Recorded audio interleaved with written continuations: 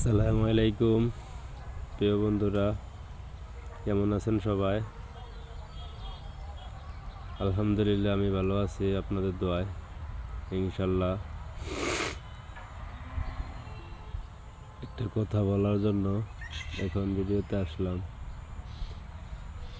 গরিব যেমন 500 বছর আগে বড়লোকের আগে জান্নাতে যাবে, ঠিক তেমনি গরিব আখিরাতও নাজাত পাবে, দুনিয়াতেও শান্তি পাবে।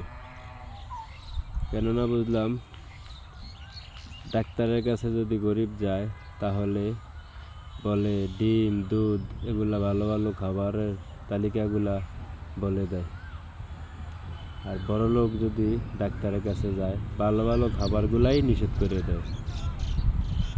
যে খাবারগুলা পুষ্টি খুব সুন্দর খাবারগুলা, ওই খাবারগুলাই মানা করে দেয়, কারণ তারা রোগের কারণে খাইতে পারে না, টাকা আছে খাইতে পারে না।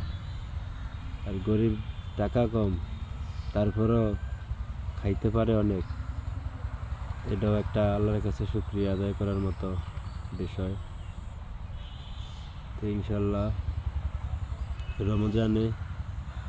রমজান কইতে কইতে চলে যাইতেছে। ইনশাল্লাহ রমজানে সবাই সবার জন্য দোয়া করবেন। সবাই ভালো থাকবেন। আসসালামু আলাইকুম।